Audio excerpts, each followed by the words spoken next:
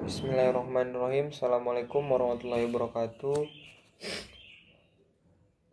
Alhamdulillahirrabbilalamin. Wassalatu wassalamu ala rasulillah ajma'in wa ala alihi wa sahbihi ajma'in, nama ba'du. Puji dan syukur panjatkan kehadirat Allah subhanahu wa ta'ala, Tuhan yang maha kuasa, yang telah banyak memberikan kita nikmat, terutama nikmat iman, Islam, kesehatan, dan kesempatan, sehingga kita bisa berjumpa lagi dalam video review materi yang akan saya simpulkan dari Kakanda pemateri, yaitu Kakanda Alba.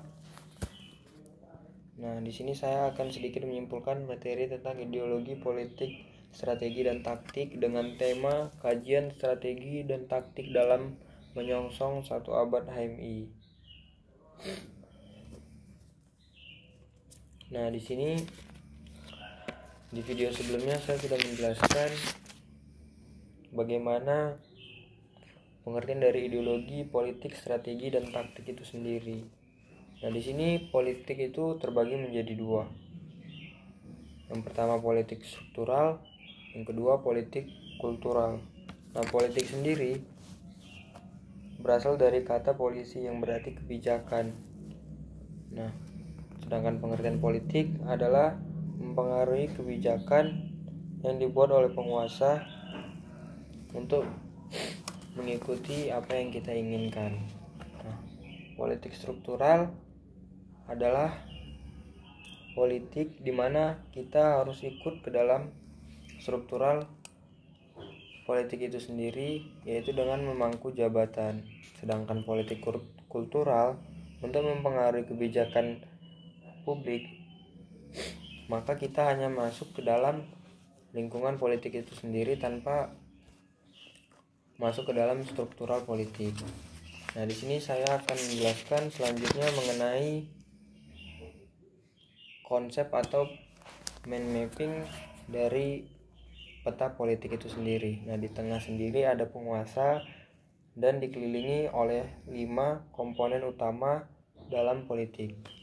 Yang pertama, militer. Militer di sini adalah kekuatan ataupun komponen politik yang telah ada sejak zaman dahulu. Yang kedua, birokrasi. Birokrasi adalah susunan dari kabinet kepolitikan itu sendiri. Yang ketiga adalah cendekiawan. Cendekiawan yang dimaksud adalah orang-orang pintar ataupun ilmuwan yang berperan dalam pengambilan kebijakan oleh suatu penguasa. Yang keempat adalah politis. Nah, politis di sini maksudnya adalah cara-cara untuk mendapatkan kekuasaan.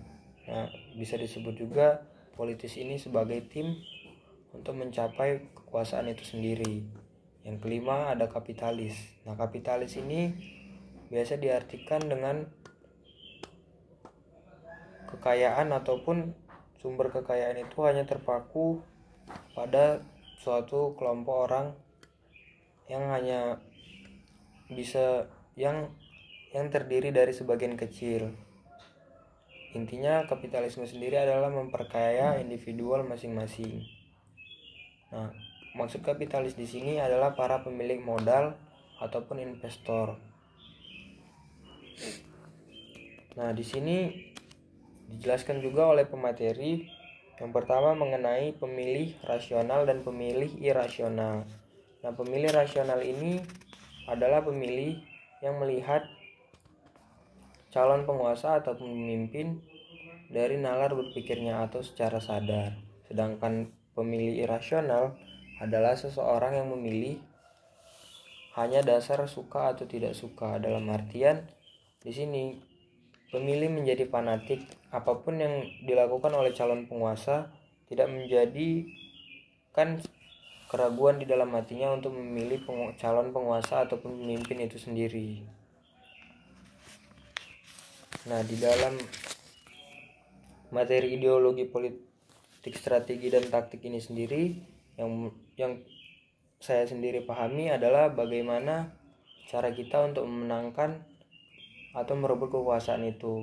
Nah, Di dalam merebut kekuasaan itu ada hal-hal yang kita lakukan, di mana kita harus bisa atau mampu membaca situasi politik atau yang biasa disebut geopolitik. Setelah itu kita menyusun strategi dan taktik untuk mencapai tujuan politik itu sendiri. Mungkin itu saja yang bisa saya sampaikan. Lebih dan kurangnya saya mohon maaf. Pada Allah saya mohon ampun. Bila taufiq wal hidayah. Assalamualaikum warahmatullahi wabarakatuh.